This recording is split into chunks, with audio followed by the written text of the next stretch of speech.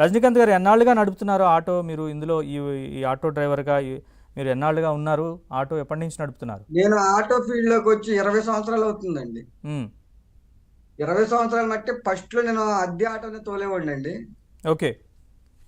అద్దె auto తోలుతుండగా 2017లో SC corporation loan పెట్టుకోవచ్చు అని ఎవరో చెబితే నేను 2017లో లోన్ పెట్టుకున్నాను సార్. ఉమ్, నాకు ఆ లోన్ పెట్టుకున్న ప్రాసెస్ కూడా 2-3 నెలలు పట్టిందండి.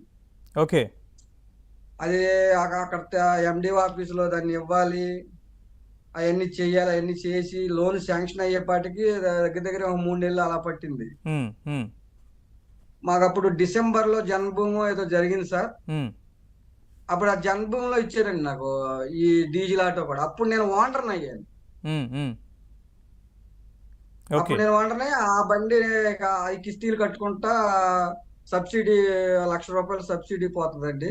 ఉమ్, అవి కట్టుకుంటా ఆ బండి బాకీ తీర్చేసుకున్నానండి. ఓకే.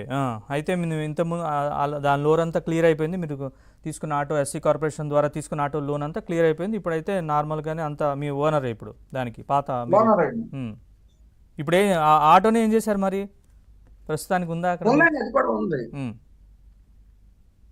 ఈ కొంతమంది వాట్సాప్ వాటిల్లో ఏమంటారు చేస్తారంటే ఆ ఆటో తీసుకుని ఈ ఆటో ఇచ్చారు, అవి కూడా నేను ఫోన్ లో చూశానండి. వేరే వాళ్ళ ఫోన్ లో చూశాను. నాకు ఫోన్ పెద్దగా వాడటం రాదు. ఫోన్ వస్తే ఎత్తటం ఆ, పాపం మీరు కూడా, మీకు ఇదేలే కూడా కానీ ఇబ్బందులు ఆ తప్పడం లేదు ఈ యూట్యూబ్ ట్రోలింగ్ ఈ వ్యవహారం యూట్యూబ్ అంతా చూడటం కూడా పెద్దగా మీకు రాదండి. కూడా. మొన్న ఈ మధ్య ఆ, పెద్ద ఫోన్ ఏమున్నాయి, ఎలాంటివి వచ్చినాయి మీ పైన? అట్లా ఏం చూపించారు వాళ్ళు? మీకు ఏమైనా గుర్తున్నాయా? గుర్తుండటం అంటే అది నేను ముందే ఎలక్ట్రికల్ ఆటో కొనుక్కుని ఏదో అక్కడ ఏదో ఇది చేసినట్టు ముందే కొనుక్కొని ఒకటి ఒకటి పెట్టారండి. ఉమ్, ఎలక్ట్రికల్ ఆటో కొనుక్కోవాలని ఆలోచన నాకు కొనేసుకున్నాను అన్నది కూడా పెట్టారు. ఉమ్. సో పాపం మీరు అసలు కూడా నేనే బాధితులే అయితే. ఊహించిందండి అది అది అది ఏం జరిగిందంటే అండి, కొంతమంది పేర్లు రేపు సీఎం గారు వస్తున్నారు అనగా కొంత పేర్లు ఆటో డ్రైవర్లు పేర్లు తీసుకున్నారండి. ఉమ్, తీసుకొని ఆటో డ్రైవర్లు అన్న క్యాంటీన్ వల్ల నన్నే కాదండి టాటూ అదేలేండి. మేస్త్రిని అంటే తీసుకున్నారు. సమాజంలో వివిధ వర్గాల వాళ్ళు ఎలా అన్న క్యాంటీన్ల ద్వారా వాళ్ళకి ఎలాంటి ఉపయోగం కలుగుతుంది, ఒక ఇంటరాక్షన్ లాగా సీఎం అలా గారితో ఏర్పాటు చేశారు. అలా ఇదే కొంతమంది ఏమన్నా స్క్రిప్ట్ అతనికి ఇవ్వాలని ముందే ఫిక్స్ అయిపోయారు.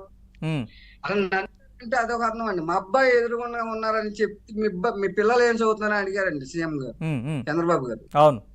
అడిగినప్పుడు అబ్బాయి బీటెక్ అయిపోయిందండి, అమ్మాయి బీడీఎస్ చదువుతుంది అనగానే మీ అబ్బాయి ఇక్కడ ఉన్నాడా అంటే ఇక్కడే ఉన్నారు సార్ ఎదురుగుండా అంటే ఇప్పుడు ఉమ్, పిలిపించారండి. ఉమ్, అప్పుడైతే అసలు నా ఆనందానికి హద్దులే లేవండి. ఎందుకంటే నేను ఆయన పక్కన నుంచొని కూర్చొని మాట్లాడతాం కంటే ఇంక మా అబ్బాయిని పిలిచి అడుగుతుంటే అసలు ఉమ్, భలే ఆనందం వేసిందండి. ఇక ఆ ఆనందం అయితే ఇక చెప్పలేనండి. అది జీవితంలో ఒక మర్చిపోలేని రోజు అండి అసలు అది.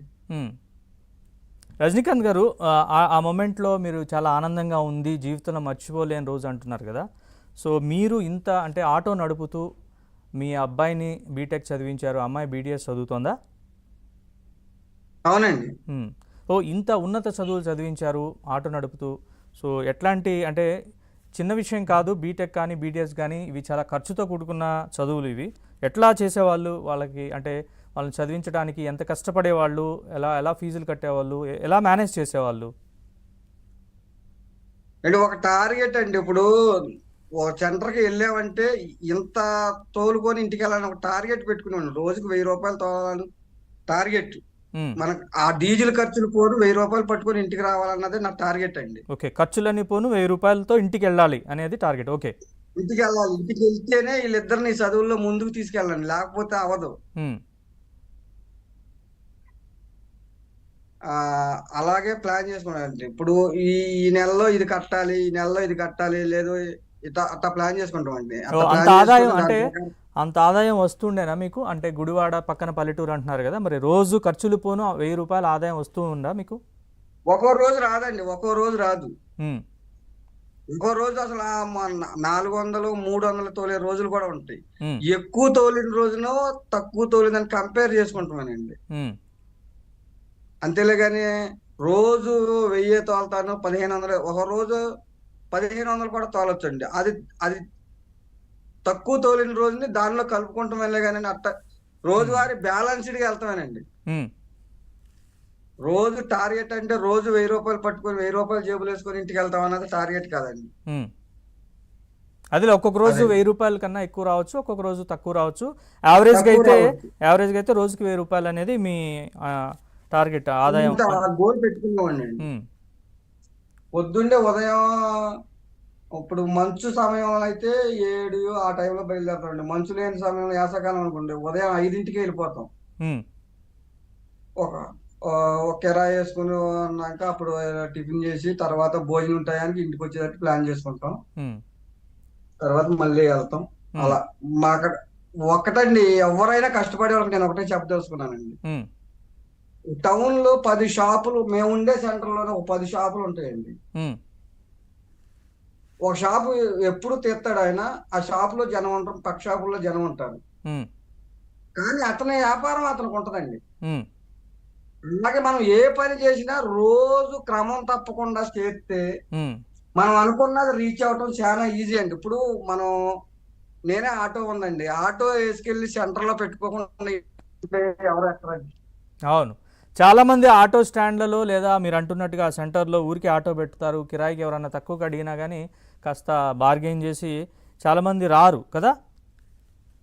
రారండి. ఇప్పుడు చెప్పేదానండి, ఇప్పుడు వాళ్ళకి నాకు ఒక 50 రూపాయలు 60 రూపాయలు డిఫరెన్స్ ఉన్నాయి వెళ్తారండి. ఇప్పుడు డ్రాపింగ్కి వెళ్ళేటప్పుడు కరెక్ట్ రేట్ అన్నదే ఉండదేమో, ఉండదు. కొంతమంది ఫిక్స్ చేసుకుంటారు, ఇంతకైతేనే వెళ్ళాలి ఆ ఊరు అని. ఉమ్.